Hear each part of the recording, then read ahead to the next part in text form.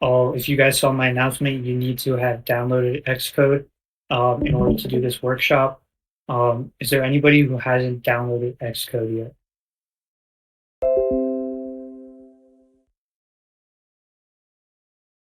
Okay, cool. Um, so you can go ahead and open up Xcode, and you should see something like this pop up where it says "Welcome to Xcode," and it gives you a couple of options. Before we go into building the actual app, we're going to explore the Swift programming language a little bit, which is the language that is used to build these apps in Xcode. So what you're going to do is you're going to go to File at the top left here, go to New, and select Playground. So this is what's known as a Swift playground. So when you click this, it'll basically give you kind of like an IDE kind of feel. It'll have like a file explorer, and you just type Swift code, and you can just call it whatever you want. Call it my playground test. Create.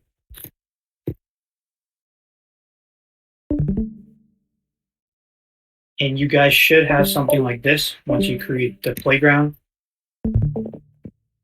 Is anybody having any trouble getting to that point?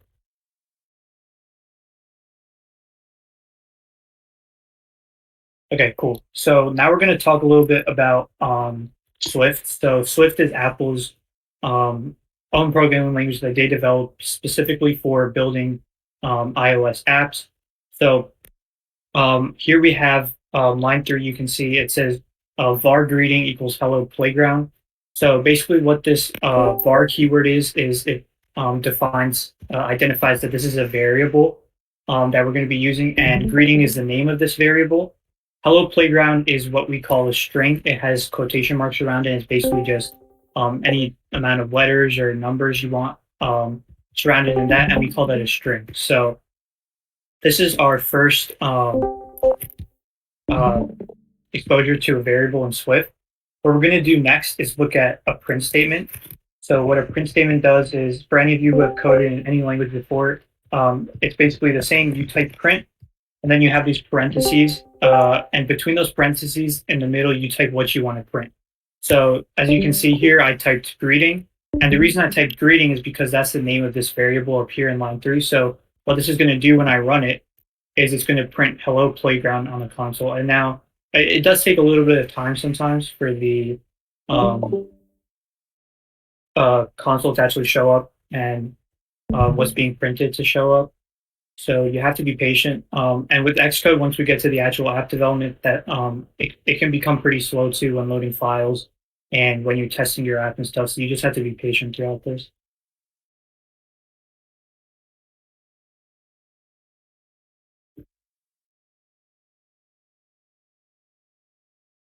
Okay, so as you can see, it did take a little while, but at the bottom here we have Hello Playground, and that's pretty much what we expected.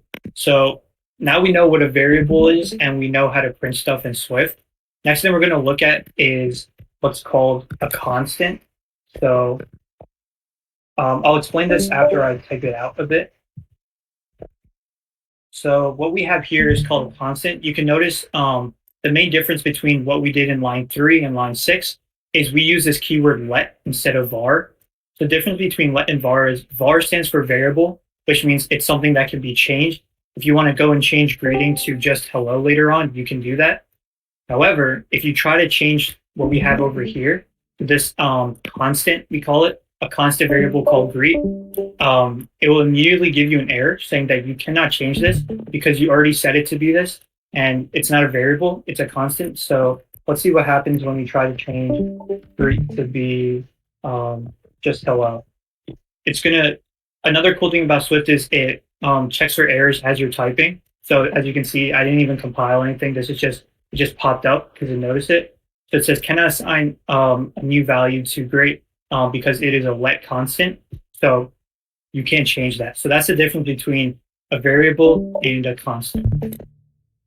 The next thing we're going to look at is what's called string concatenation. So we have these two strings over here, greeting and greet. And we're going to look at how can we combine these strings into one so that it says hello playground twice. And basically the way we can do this, it's really simple. We're just going to use a plus sign. It's just like math, you add two things together. So we'll create a var called combine to represent both of them together. We'll type our equals, and then what we're going to do is we're going to take the name of this variable up here, so greeting. So that will give us the value hello playground, so that's what's there right now. And then we're going to use that plus sign to also add this variable right here, or this constant greet. And so what will be held in combined right now is, oh, let me just comment this out. What will be held in combined right now, if you were to print it out, would be hello playground and then hello playground one more time, because you're adding these two strings together. So string concatenation is a pretty important thing, especially when we get to building the apps. You'll see we do it a couple times. So I can print this out. Hopefully it takes a little bit less time than the last time. Okay, yeah, there you go. So it just says hello playground twice. And notice how these words are right next to each other. There's no space in between, because the way that these strings are set up right now, there's no spaces at the end or beginning. So if we were to add a space at the beginning of this one, since this is the second variable we're adding, we would then have a space between the two hello playground. So we can take a look at that right now and see what it gives us.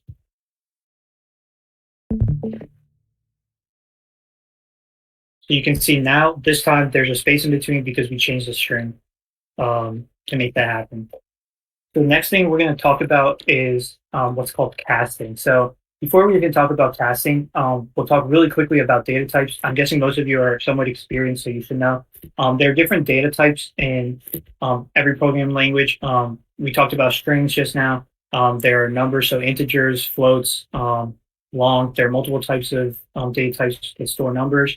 There are things like Booleans, which are true or false values. There's just a bunch of different types. So basically what casting is it's changing something from one data type to another. So we'll look at kind of how this happens. So let's say we have a string called, and we'll give it the value 1, 2, 3, 4. So you're probably thinking, this is just a number. Why are we representing it as a string? And this is pretty much for the purpose that if you then go and create a variable called number, and you do something like this where you type int, int, which stands for integer, and then you put the name of the variable into it. What will be stored in num now is actually the number 1, 2, 3, 4. Because what casting does is it looks through the string and it takes out the numbers from those strings and turns it into an actual number. So we don't have those quotation marks around it anymore. It's just a plain number. So if we were to print num at this point, it would give us 1, 2, 3, 4.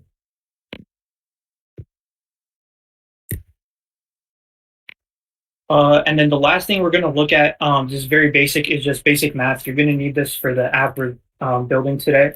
So say we have our first number, oops, not called var, num1, and we'll set that to be 10. And we have var num2, we'll set that to be 5. Another thing about Swift, I just remembered, you always have to have an equal amount of spaces on the two sides of the equal sign. Like if you were to do something like this, Xcode will throw an error at you right away. So consistent white space on both sides. So just remember that. That's not a requirement for most programming languages. So that is something different about Swift. Getting back to the math, I'm not going to spend too much time on this, but if we were to create a variable called num3 and set that to be num1 minus num2, just like you would expect, this would then be 5. So this would have a value of 5. And this is basically all you need to know about Swift for the app we need to build today. It's pretty basic syntax. Some of the casting can throw you off. And when we get to the actual app, I will explain a couple of things that you don't see here right now. But this is basically all the knowledge you need to know to build like a basic app, build what we're going to do today. And really, you can build even more advanced apps than what we're going to do today just with this knowledge. But before we move on to the app, does anybody have any questions about what's on the screen right now?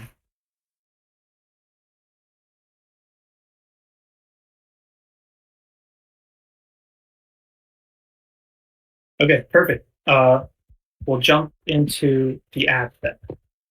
So you can just X out of the current Xcode window, open it back up so you're back on this screen right here. You're going to select create a new Xcode project. So what you're going to see next is a screen where it's just a bunch of options. We're building an app today, so just go ahead and pick app. You can explore the rest of these later on. There's some really cool options for stuff you can build. We'll just make sure you have iOS selected and app selected, and we'll hit next. Product name, just type whatever you want. I'll do sample app. That's what I'll call mine. Don't worry about the team and organization identifier. That's more for when you're trying to publish an app. That stuff kind of comes into play. The one important thing you want to make sure is over here on interface, there are two options. If you recently downloaded Xcode, it might default to Swift UI. You want to change that to Storyboard. Swift UI is a newer version of a newer software that they put into Xcode, but Storyboard is more widely used and adopted as of right now, so we're going to go ahead and use that. And another important thing is over here, you want to make sure that you have Swift selected and not Objective-C. They're very different. So make sure Swift is selected. Once you have these settings that you see on the screen right here, like I said, don't worry about these two right now. You can then hit next. And this step will take about like 10 to 15 seconds because Xcode has to create all the files and stuff. So just be patient with this.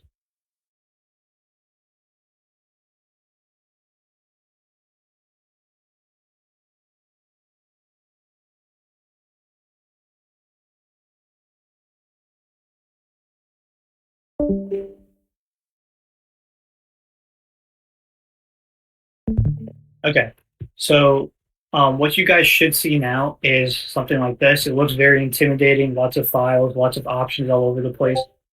This screen that you'll see first, this is pretty much for when you want to publish. That's when this stuff becomes important. When you want to publish your app, it'll tell you to upload the logo you want for your app to show on the home screen, operating systems and devices you want your app to be used on. So we're not going to worry about that right now. What we're going to worry about, you can just X out of that. What we're going to worry about is open up this file explorer on the left if it's not already open. And under your folder, sample app folder, we're going to open our main.storyboard. So this is where all the magic happens in terms of creating the user interface for the app. This is where we're going to add all our text, our buttons, and all that kind of stuff. So what we're going to be building today is an app where, actually, let me show you guys really quick. Don't X out of your projects. I'm just going to X out of mine to show you exactly what we're going to be building.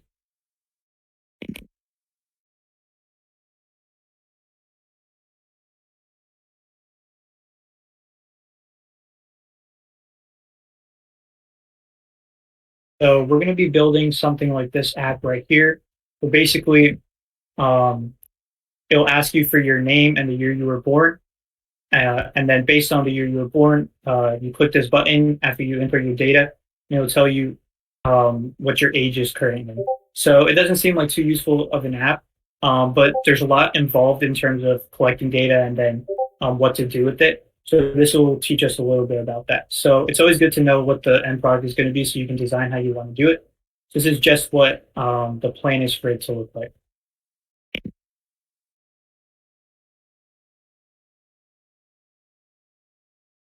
Okay, and now I'm going to go back to where we were before with the sample app.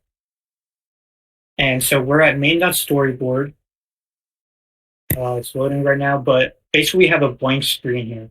And what we're going to do is we want to add, so first thing we want to do is we want to add a little bit of text at the top, just saying welcome to the user and telling them a little bit what our app is about. So the way to add elements to your storyboard is over here on the top right corner, right over here, you'll see this little plus sign. If you hover over it, it will say library. You're just going to click that. What you're going to search for is, this has like a whole selection of what you want to put into your app. We're just going to search up what's called a label. This is just basically some text you can add. And the way to put this into your app is just click on this icon that appears down here and drag it into there, just like that. So this is where we're going to just say, hello to the user. And the way that we can change the text that's actually on this label is if you select it, you'll notice that on the right over here, this menu pops up again with a bunch of options. That's kind of a common theme with Xcode. It kind of like overwhelms you. all we really need to pay attention to is this first kind of like top part over here. So the way to change the text right here is you'll see it says label over here, right in this area, and that's where you can control the text. So instead we can say, welcome to my app.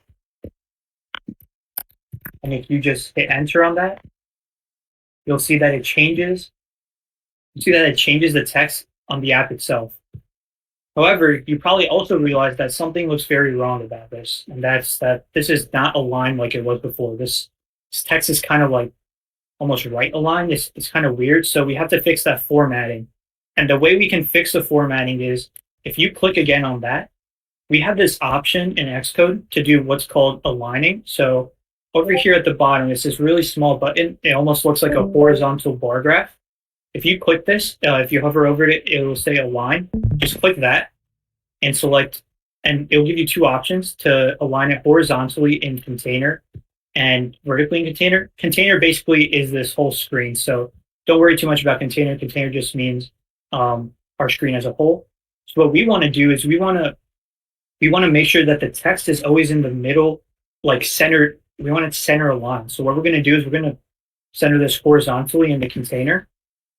And what this is going to do is you'll see it immediately moves the text to the middle of the screen.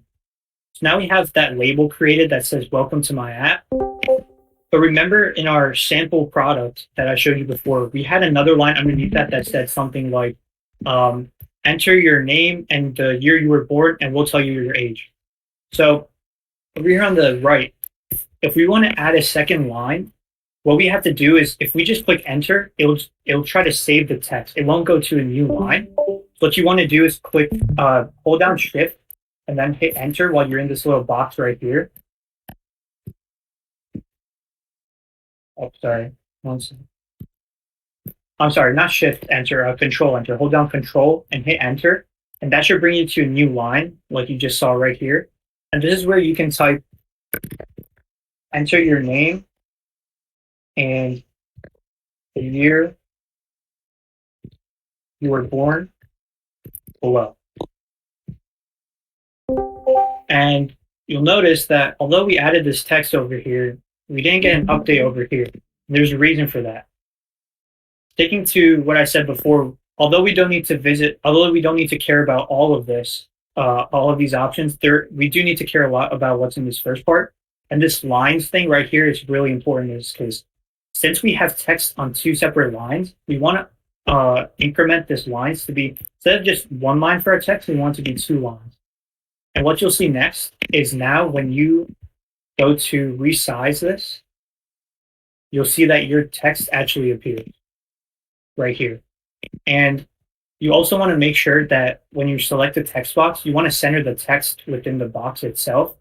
And the way you can do that, again, in this top part, it has alignment right here. Just click this center align button. And you can see that inside of this little rectangle we have here, which is our label, all the text will be aligned. So in terms of getting it aligned and getting the label aligned, does anybody have any questions up till this point so far?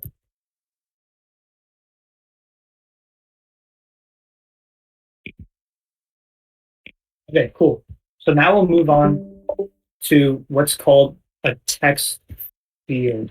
So a text field is basically a place where we can ask the user to input some type of data. So in this case, we'll ask them for their name and their age, and we'll then use the data that they input to calculate their age. And then we'll print out a statement saying something like, hey, so for example, if I was running it, the app would say, hey, Aryan, you are 17 years old. So that's what we're trying to get to. So the first thing we're going to do is go back to this plus button up here, the way that we added our label. You're going to search up this text. The first thing that will show up is what's called a text field. And this is what we want to add. So we're going to drag this into the project just like that. And remember, we wanted one for our name and one for the year we were born. So we're going to just go ahead and add another one right now. So we don't have to worry about that later. We'll add another one a little bit below it. And now we have two. So we want the user to be able to know what they're supposed to do with these text fields. So the way we can do that is over here on the right, you'll see it has an option for what's called a placeholder text. Basically, when you type whatever you type in this placeholder text, it'll appear in light gray in the box telling the user what they should enter. So in this first box, we want a user to enter their name. So for the placeholder text, we'll just type enter name. And you'll see right here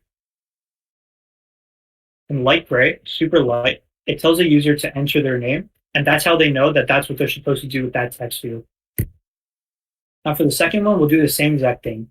Now we're going to be asking the user for what year they were born so that we can then calculate their age. Placeholder text, enter, and we'll just abbreviate year of birth to YOB, just to shorten the text a little bit. So now we have two text fields, one for the name, one for the year of birth. What we want to do next is we want to add a button so that once the user puts in their information in these fields, we can know that they've inputted it, and then we can do our calculations, because we're not just going to do calculations before. We need a button to tell us that, okay, the user has entered it. The user will click the enter button, and then we'll do our calculation. So going back up to this plus button, just search a button. And the first thing that pops up will be what's called a UI button right here. Just drag it in, put it a little bit below. And whenever you're designing your interface, you always want to think about what is the user looking at. So think about what the user is going through as they're going through your app. So the user has just entered their name. They've just entered their year of birth. What they're going to do now is enter their data. So we're going to change the text of this button from over here. It says this is where you can change the text. We're going to change it from button to enter because they're entering their data. And you'll see that it changes the text right here. And now we have an enter button, which will tell us that the user has submitted some type of data, and now we can do our calculations. Now we have to think about where are we going to display the results to our user. So where are we going to tell them, okay, this is how many years old you are. So we can do this just how we did the top. We can put a label at the bottom. So back to the plus sign, search up label, and drag this label in. And what we can basically, as a placeholder for right now, for this text, you can type results, because that's where our results are going to be placed once we've done our calculations.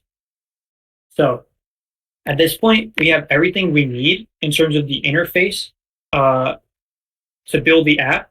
The coding part will come later, but before we get to the coding part, the final thing we have to do with the interface is make sure that everything is aligned. So if you guys remember, we aligned this horizontally in the container. We want to do the same with each of these four so that they don't just go all over the place. Because on different screen sizes, based on where you place it, it could go to like the top right corner, it'll randomly go to the left side. So you want to put some alignment on them to make sure you know exactly what's going on. For each of these four things, you want to go to your little align button down here, horizontally in container, just like we did before, and add one constraint. And you'll see that there's a line that goes through it showing that it is aligned. Right here, do the same thing. Just do the same thing for all four of them. Add a constraint, and you'll see that there's a constraint. It's horizontally aligned. Do the same for your button.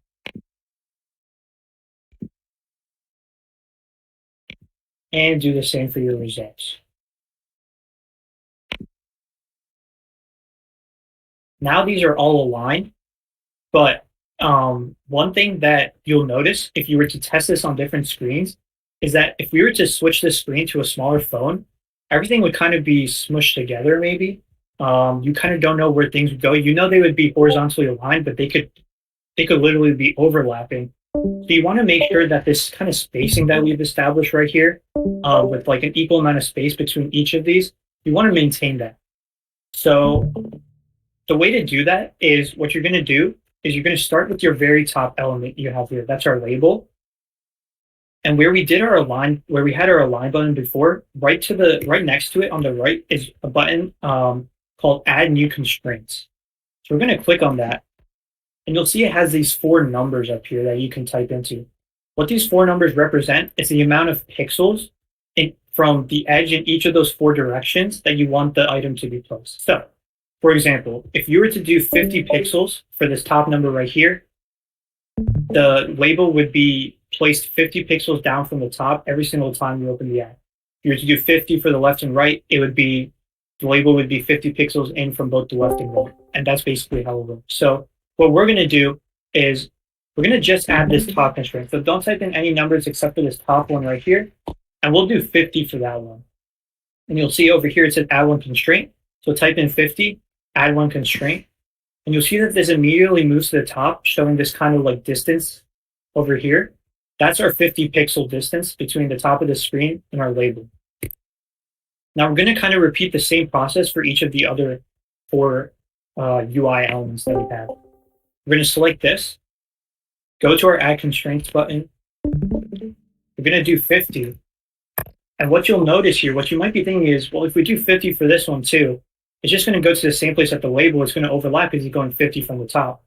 Actually, what Xcode does is it moves it 50 away from the nearest neighbor. So it will put this text field right here 50 pixels below our label, because Xcode is really smart like that. So there you go. So you see it's 50 pixels below. And now you can kind of do the same thing. Go to your constraints, type in 50 for that top one. Remember, we're not really going to address these other ones for right now. You can add this constraint and just kind of do it for all four.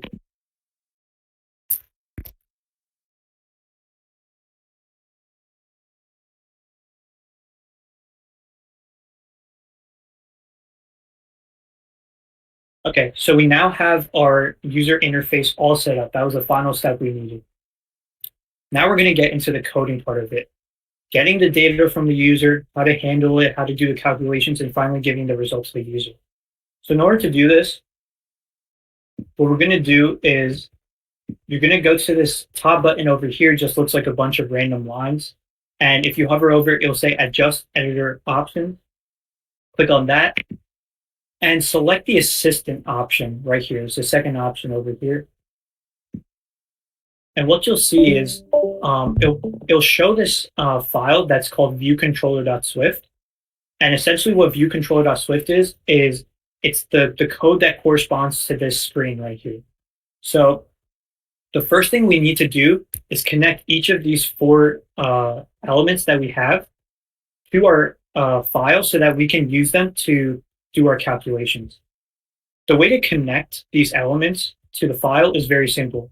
If you have them side by side, so let's go with this first text field over here. Just select the text field. You're going to hold down Control and just drag from this text field right here. You'll see a blue line pop up, and just drag over here to the top of this class. Make sure you don't do it over here where it like ends up inside the function. You want to do it all the way at the top of the class. So right here, drag it in, and you'll see this little menu pop up.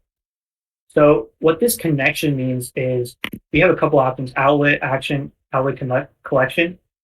The reason that this is an outlet is this is somewhere where the user is going to put their information into, right? They're outputting it into this box. So that's where the user's information goes.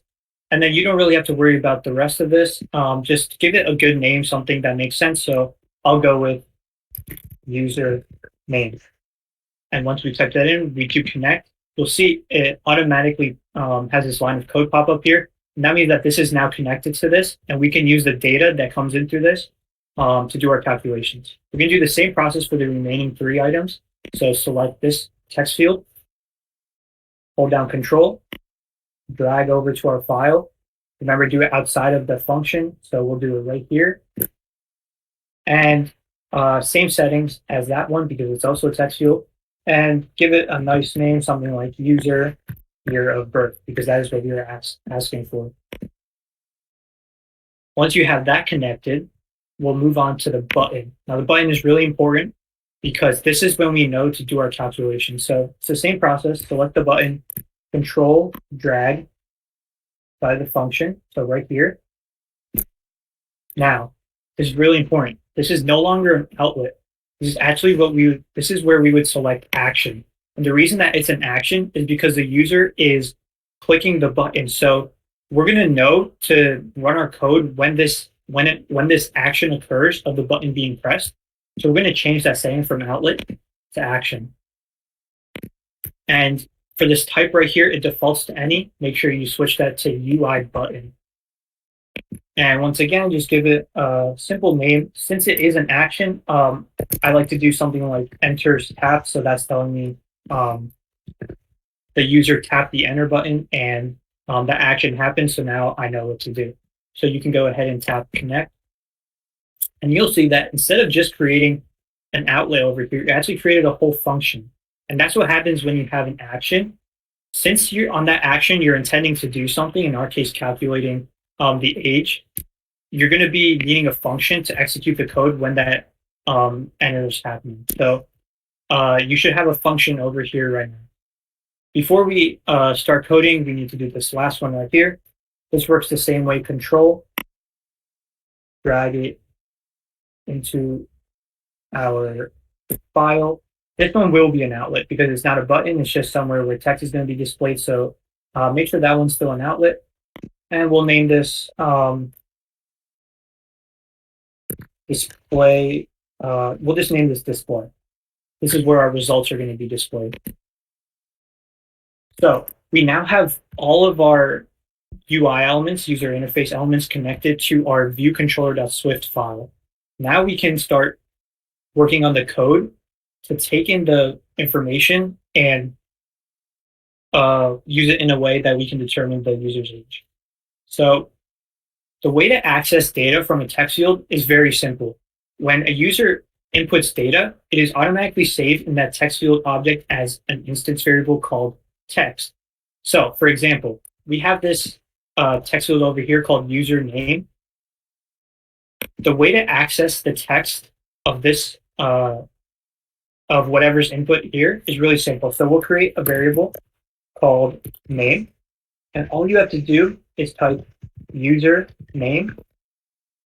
So username is the name of our text field, remember. So basically, we're username is our text field, so we're doing text field dot text. So username dot text. And what the dot notation means is this text variable, this text instance variable is a property of this field right here. So that'll basically store whatever string was given to us in that field. So right now in name, if you were to print it out, if the user was to run the app, input their name, and you were to print it out, you would get whatever the user inputted. So in the same way that we did that, we can do bar year of birth equals, and remember this one has a different name. It's user year of birth. So we're going to do user year of birth. So that's the name of our text field, dot text. So that part's pretty simple. You're just creating a variable, and you're going to ignore these whenever it's yellow. You have to pay attention to it when it's red because that's an error. This is just a warning, so you don't have to worry too much about those. What we have here is we have the name and the year of birth stored in these variables. Now we're going to use these variables to print out statements saying something like, hey, name, whatever the name of the user is, you are blank years old. So the first thing we have to think about is how are we going to calculate how many years old they are? Well, the obvious way to do that is you subtract 2021 minus whatever the year of birth was.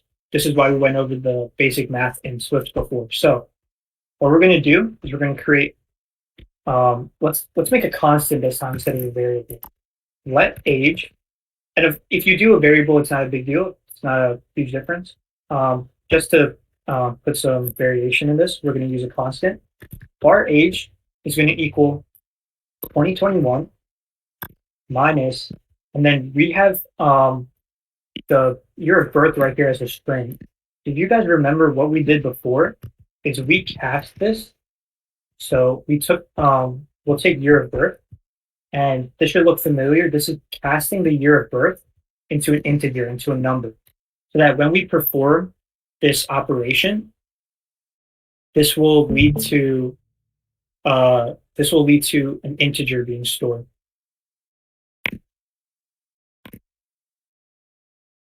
Okay, and this is where it kind of gets confusing with the way that Xcode works. Is since there's always the chance that a user will input nothing into the text field, what we have to do is we have to do what's called unwrapping the data. So over here at the top where we have the year of birth, if you add an exclamation mark after that, and also over here after name, basically that means it'll be able to handle the case where the user might have inputted nothing into the text fields. So that's how we're going to handle it. And you also have to add an exclamation mark here because in the case that this returns null, the integer would also space a problem. And so we need that unwrapping over here too. This isn't something you really need to understand. It's just one of those nuances of with an Xcode that you just kind of have to get used to if you start developing apps. So yeah, so that's all good now. So what we have right now is we have the name of the user, and again, you can ignore these warnings. We have the name of the user, their year of birth, and we have their age right now, storing this constant variable.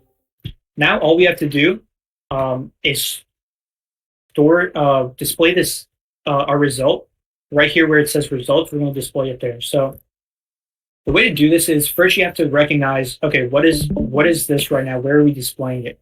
And this is our outlet that we call display, right? Our UI label, which is right here. So the way that you can change text of a label is actually really straightforward. All you have to do is type the name of that label. So we called it display. You're going to do .text, just like we did for above here in lines 17 and 18. And that basically means that you now have the ability to set what the text of this is going to be. So we're setting the text that the display is going to show. So display.text. We're going to set that equal to what we wanted to say to the user once we've done our calculations up here. So let's say something like, hey, and then we have the name up here. So we're going to concatenate this. You guys remember we just used the plus sign. So we want to say, so for example, hey, Aryan. So we have the name up here. We're just going to do hey plus name. And what that would type, that would just give the user hey and then their name. You might be thinking, why are there no quotes around this right here? Since this is a variable and it's not a string itself, it stores a string. It's a variable. It's a name of a variable. You don't need quotes around it. The value of this will just be username.text. So hey name, and then we'll add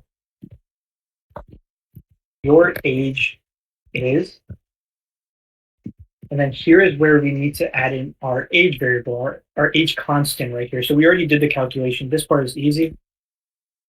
We just add in age right here.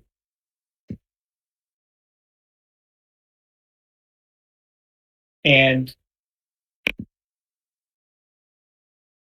you'll have to cast this as a string because it is an integer right now. So to concatenate, you just cast it as a string. And basically what this does is whatever number was stored in the age constant now becomes a string, and you have hey, name, your age is, and you have the age. So if you were to run this right now, the app should look something like this. Give me one sec. I believe the simulator, you guys, when you downloaded Xcode, should have also gotten something downloaded called a simulator. This is basically where if you run your app on Xcode, you'll actually see it live on an iPhone. So basically how a user would see if they were using it. And I'll show that to you guys right now. I'm going to stop streaming for a second to pull up the other window.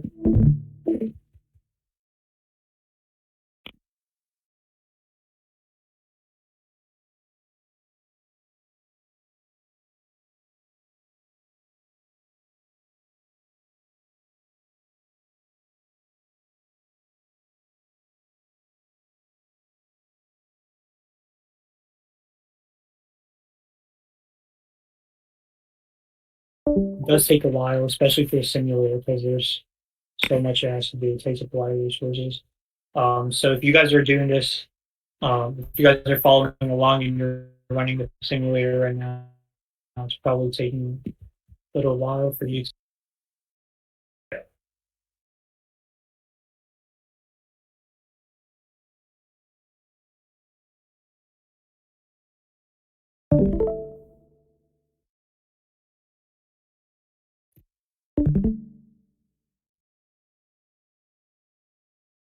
What you guys should see right now is this iPhone right here. It's just an iPhone 11 based iPhone 11 being simulated. And what we're going to do is it'll automatically open up that app once you click run. And it does take a little while to load the app, so just be patient with it.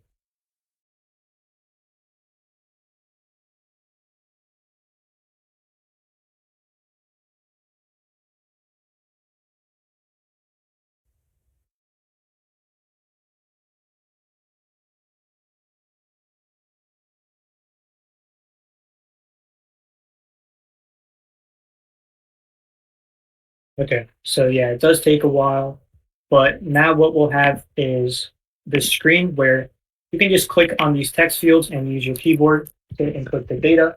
So with that, and now when you click enter, it should show up in its place of results. It should say, "Hey Aryan, your age is well." So it says, "Hey Aryan, your age is 17." And so that's pretty much what the app is supposed to do. That's all there is to it right now. I think that this did cover like some of the basics that you would need to kind of like begin your journey on app development if that's something you're interested in. And you can actually do a lot more than just build something simple like this. There are a lot of cool apps you can build just knowing how to use text fields and buttons. If you guys want to just keep exploring, adding new things, I'll be on here till 6 to answer any questions you guys might have. But in terms of the workshop, that is all I have for you guys today. Thank you guys for coming and sticking through all like the long time it took for everything to work.